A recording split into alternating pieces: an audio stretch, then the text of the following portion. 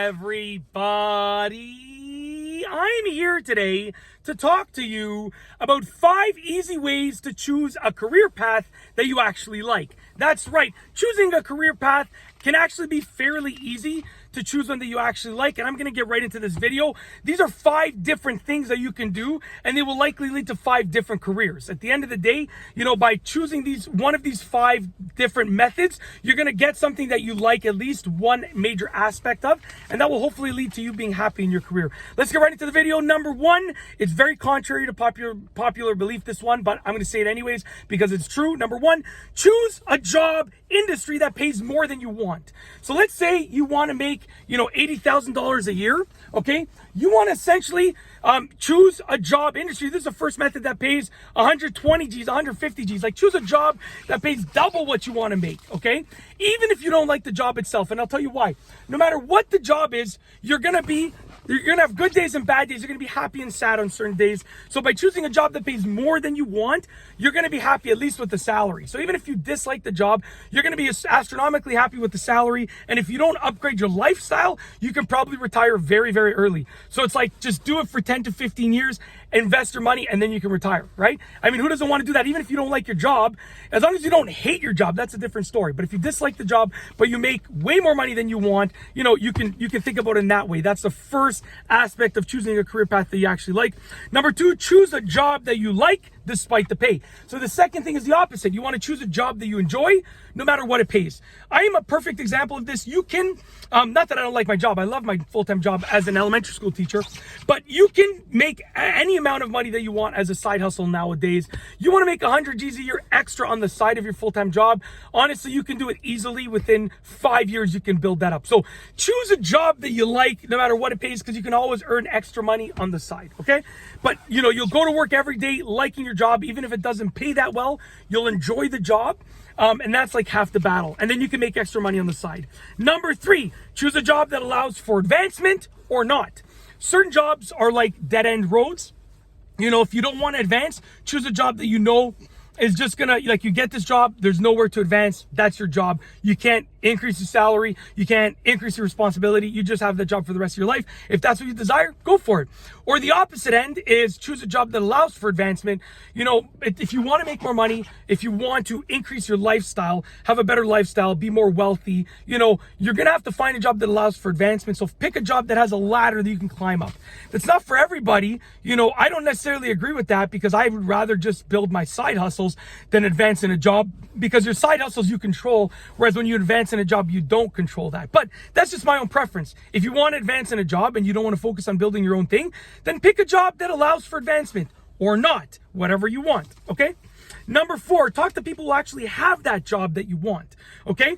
So essentially, you want to talk to people that are already in that position. When I was a kid, I wanted to be like maybe 20 different things as a career. I knew I wanted to be rich, okay?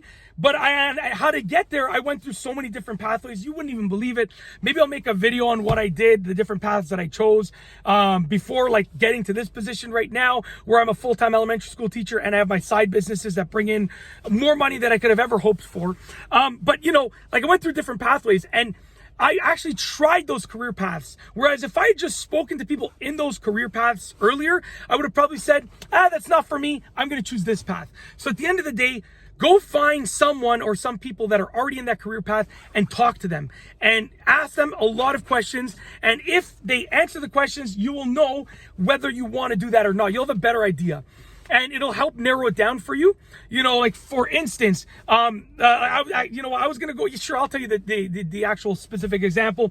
When I was younger, I wanted to be a firefighter. I really wanted to be a firefighter, and they're awesome. My brother-in-law is actually a firefighter, so like their jobs, like, I have an astronomical amount of respect for firefighters, right? And then I asked about the aspects of firefighting. I talked to a firefighter, and there were certain aspects that just scared the living daylights out of me. And I was like, I don't know if I can do it, because I'm scared. I don't know if I have the courage to do what they do. And that led me to go and choose a different career path. And I ended up choosing many different ones before I settled on what I do right now.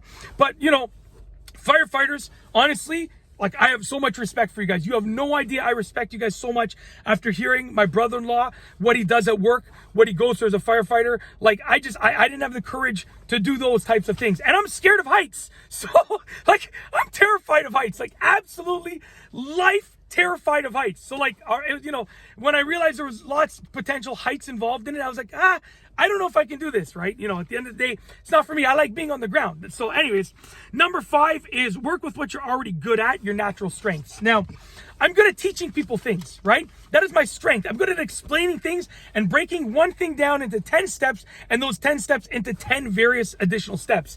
So being an elementary school teacher was like a no-brainer for me because I'm charismatic and I enjoy teaching things, and having a YouTube channel in which I teach people things was also a no-brainer for me. So with both career aspects, because let's face it, the size of my channel, a lot of people would be doing it full-time. I'm still a full-time elementary school teacher at the time of making this video, at least. But you know, it is essentially basically like a career for me, a second career for me. So at the end of the day, I'm working with my strengths. So figure what you're good at, get a job that works with those strengths. You're going to excel at it. You're going to enjoy it. It's that simple. Also, like, I'm good at building things. So I do my own renovations. I was considering starting a renovation business and sort of getting into contracting, but then I realized it probably wasn't for me because I'm good at doing stuff for myself. I don't know if I would be as good at doing a renovation for someone else. And I don't like taking orders. So if someone's telling me what to do and they're telling me they don't like it and I worked really hard on it, I don't know if that would be for me, right? I like doing it myself because I do it and I'm like, I love it, right? So at the end of the day, work with what you're good at. It's as simple as that. That said, if you like this video, please be sure to give it a thumbs up. Let me know what you think down below as a comment. And of course, be sure to subscribe for more great videos just like this one. And that's all I have for you today. Thanks for watching.